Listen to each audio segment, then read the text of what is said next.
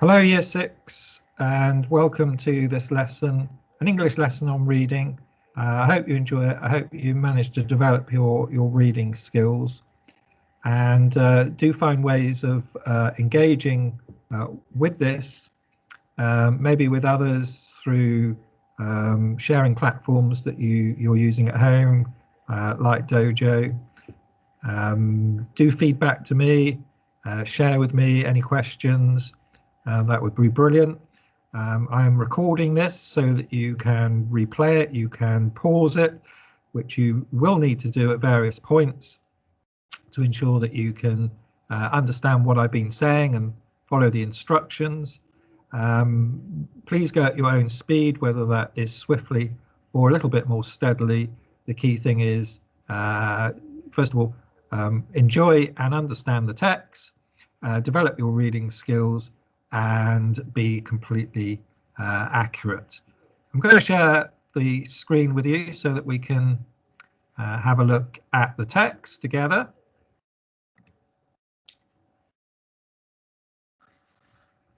So we have here a text which doesn't have a title. So I can go through and use my skills. I'm going to skim read it. I can see, oh, it's the gods, famous Greeks, the Olympics. If I go over here, the Olympics continued culture and the Greek legacy. So this is a text about ancient Greece. I'm really interested in this. I'm going to read this now really carefully. So I'd like you to read the text and check that you understand it. I hope you find it really interesting, learn some new facts. Maybe you will be encouraged to do some further research about ancient Greeks, the gods, goddesses, maybe the mathematicians, philosophers, and I do highly recommend the Greek myths. So in looking at our reading skills, I am going to first of all answer this question, which is about organizational features of this text, which will be things like the introduction, subheadings, paragraphing, and so forth. We'll have a look at that as we go through. Here it says, label the table below with the correct paragraph heading. So I'm just going to pick up a pen for myself. And what I notice is, first of all, I'm going to have a highlighter.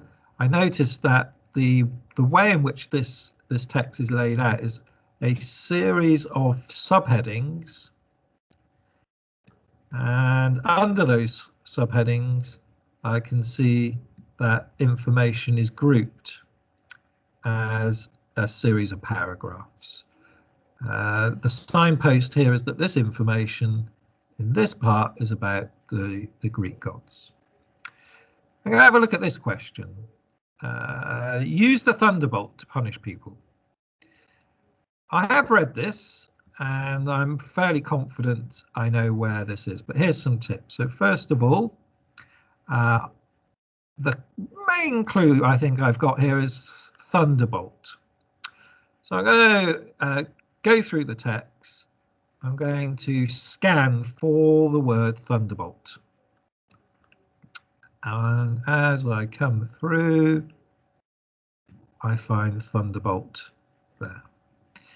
So in order to answer this question, now it's fairly straightforward that in this section here, I would need to write the gods. As a further challenge, it'd be really interesting to explore this just a little bit more, because I'm now thinking, who used the thunderbolt to punish people? And reading the sentence, I find out it's he. But I remember that he is a pronoun. It's a pronoun for a male, and I'm not really clear who that is. So I probably just need to go back and have a reread. So if I go maybe to about here, the most famous and respected god was Zeus, who was the king of the gods. He was the father of both Aphrodite and Athena, and had many other children. He had a thunderbolt, which he would use as a weapon to punish anyone who disobeyed him. So the he is Zeus. in this case. A powerful God. Do remember to pause and go through the questions and be very, very accurate. The text continues here, and in using my reading skills, I'm being asked here to do true and false questions. I'm being asked to decide whether these statements are correct or incorrect. And if I have a look at the first statement, it says Aphrodite was the goddess of wisdom and war. And I notice it says goddess. And I'm reminded that in the previous part of the text, under the subheading the gods, when I was reading it, I remember that it refers to gods and goddesses. So I'm going to have a look through this section carefully now and see if I can find anything out about Aphrodite. So there's Aphrodite. And it says Aphrodite, for example, was the goddess of love. So not the goddess of wisdom and war. That was Athena, which I can tell from the text is another one of Zeus's children. So Aphrodite was the goddess of love. So let's go back to the question. Aphrodite was the goddess of wisdom and war. Nope, that's incorrect. That's false, because she was, in fact, the goddess of love. I'm just going to go up to the top of my screen here. I'm hoping that if I press that button, I come back on screen. Lots of reading skills there, lots of things that you can do with the text. It can encourage further research, inquiry. If you do have a book about Greek myths, do enjoy those. I'd love to hear which is your favourite. And practicing those reading skills to enable you to engage with this theme of rights and responsibilities. Take care. The next time we meet, we will continue our reading work.